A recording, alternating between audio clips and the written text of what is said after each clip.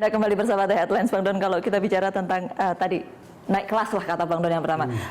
Mestinya semakin banyak orang kemudian harusnya memakai transportasi umum daripada kendaraan pribadi, bukan? Itu sudah akan membuat nyaman. Itu gitu, sebetulnya aspirasi kita semua. Kalau kita bisa ke kantor atau kemanapun tanpa mobil sendiri, karena itu pasti lebih mahal dari segi tenaga, dari segi biaya, dari segi waktu. Lebih enak sebetulnya kalau punya kendaraan umum atau mau mudik umum mau tidak. Ya. Kita transportasi belajar umum. Cina itu dengan transportasi keretanya sekarang yang sedang naik Tiongkok, down. ya.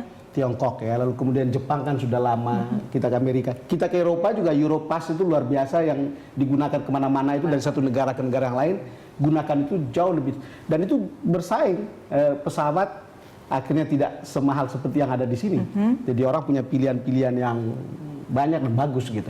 Kita mengharapkan seperti itu sebenarnya di sini Pak Hermanto. Ya, kita mungkin jadi tidak hanya waktu mudik. Iya, tidak hanya waktu mudik. Mbak Tia, pengamatan masyarakat transportasi? Iya, saya setuju sekali dengan Pak Bosco. Artinya adalah bahwa... Tapi kita sudah mengarah ke sana belum sekarang? Tanda-tandanya? Iya, tanda-tandanya saja.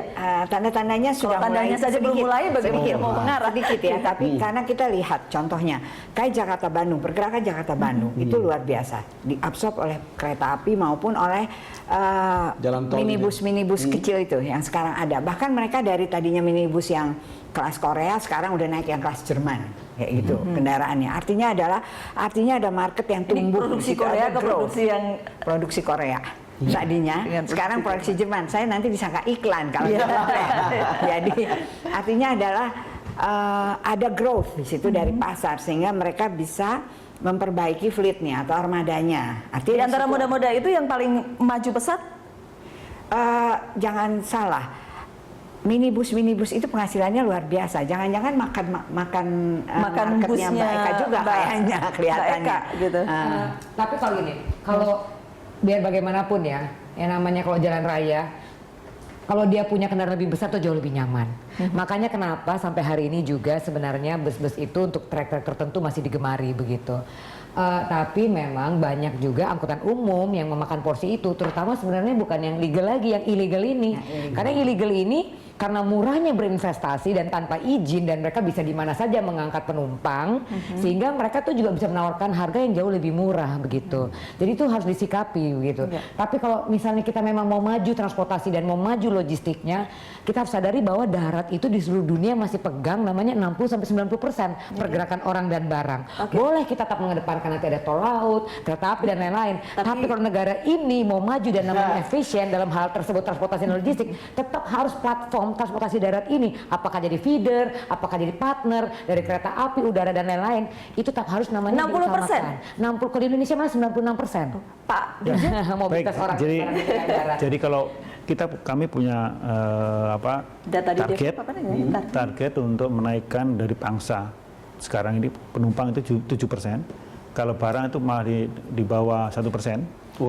Kalau barang ini masih banyak. Ini untuk moda nasional, secara nasional ya. Nasional. Kita penumpang kita akan naikkan sekitar 14%. Dari 7% menjadi 14%. Kalau barang kira-kira antara 0,6% menjadi kira-kira antara 5 sampai 7%. Itu standar kita dalam 5 tahun ke depan. Nah, oleh karena itu banyak program-program yang kita lakukan untuk ini, karena menurut penelitian yang sudah kami lakukan bahwa transport ini efisiensi itu tergantung jarak. Contoh misalnya jarak antara 0 sampai 200 km itu yang paling efisien memang jalan. Tapi begitu 200 sampai 700 km ini kereta api ya. Ini secara internasional juga saya lihat di beberapa literatur demikian. Tapi tetap aja bus turun, Pak. Tapi bukan apa-apa gitu. Indonesia ini kilometer kereta api, jalan kereta api itu baru 6.000 kilometer. Jalan darat itu punya 552.000. Tapi baik, maksudnya roadmap pemerintah itu udah benar. Kalau kita lihat ya, bagaimana kemudian membangun rel kereta api. Hanya kecepatan, Pak. Ya? Kecepatannya kurang. Ya, kecepatannya mungkin kurang. Tapi kan ini kan rel ganda, lalu kemudian Sumatera sedang dibangun. Maksud saya tadi gini, maksudnya jarak itu misalnya contoh misalnya.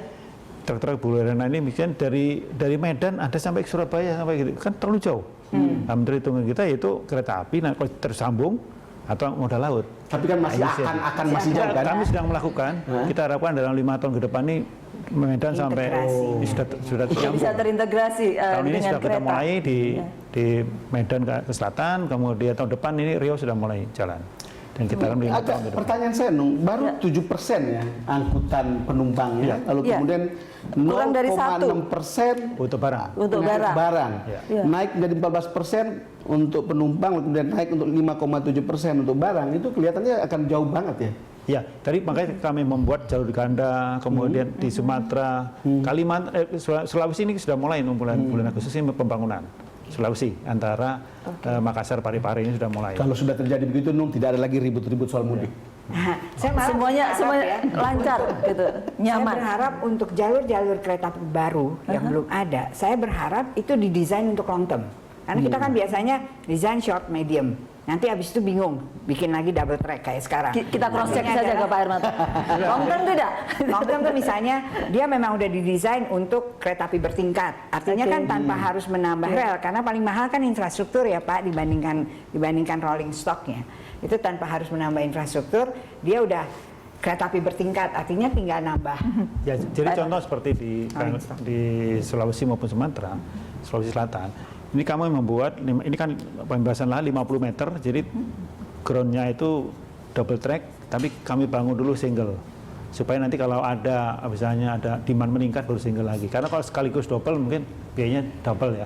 Kalau di Jawa, Untuk jalur baru, jalur kalau di Jawa ada memang nggak mungkin ya. Nggak mungkin. Kalau Jawa nggak mungkin. Di luar Jalur lama Jawa, nggak mungkin. Di luar Jawa kita membuat desain jauh lebih bagus dari sini. Contoh di sini paling maksimum 100 km per jam.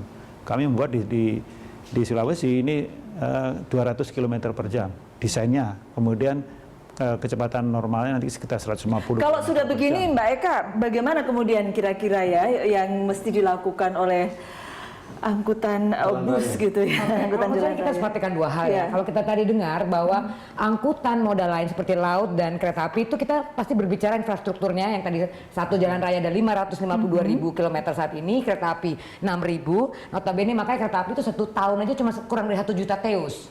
Sedangkan kalau untuk angkutan darat 1 bulan aja bisa 20 juta teus gitu misalnya Oke, ya. iya. Jadi ini kalau kita berbicara harus dua hal.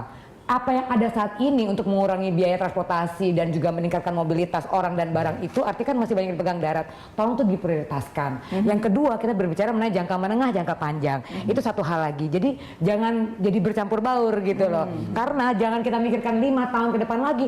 Yang besok aja bagaimana gitu ya. Sedangkan ekonomi juga melamban. Kalau ini tidak dikedepankan pergerakan orang dan barang ini, saya belum pernah lihat daerah yang tidak bergerak pasti lebih cepat matinya, lebih cepat kolapsnya dan malah memberatkan perekonomian lebih lagi. Kadang-kadang kalau kita mencoba sedikit merenung gitu, negara kita ini memang besar banget.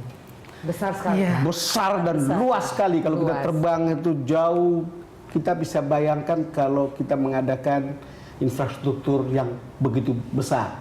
Bisa Untuk jadi 5 jalan negara tol, ya, Pak. untuk udara, untuk laut, untuk kereta, itu bukan sesuatu yang gampang. Yang ingin saya katakan adalah bahwa memang ada jangka dekat seperti yang dikatakan Mbak Eka, Mbak Eka, ya. Tetapi kalau lihat roadmap yang ada sekarang, saya bukan bermaksud untuk membela pemerintah, tapi saya rasa ada tulisan Renat Kasal yang mengatakan sekian puluh tahun kita bangun 800 km jalan tol, sekarang kita tunggu 3 tahun untuk bisa mencapai lebih dari 1000 km jalan tol, kira-kira begitu. Sekian tahun kita punya jalan kereta api, dari sini sampai ke Surabaya atau sampai ke Jawa Timur, kita tunggu 3 tahun lagi atau 5 tahun lagi kita akan punya lebih panjang berlipat-lipat dari itu. Artinya butuh kesabaran untuk melihat infrastruktur seperti yang diinginkan oleh Mbak Eka gitu. Iya, tapi Mbak Eka juga bilang jangka pendeknya. Itu betul. Iya, saya mau tanya Mbak Eka justru kalau jangka pendek apa yang Mbak Eka harapkan gitu? Oke, kalau menurut saya saat ini kan pemerintah juga mengedepankan Yang untuk besok gitu lah. Ya, mengedepankan bagaimana perusahaan-perusahaan itu juga berbenah diri. Tentunya saya juga minta sama pemerintah dibantu fasilitas juga dong agar mereka berbenah Oke, diri. Mbak. Iya, Karena iya, kalau Mbak. nggak kan juga sulit ya. Iya. Tapi kembali lagi kalau perusahaan yang menengah besar ini mereka lebih bisa menggeliat.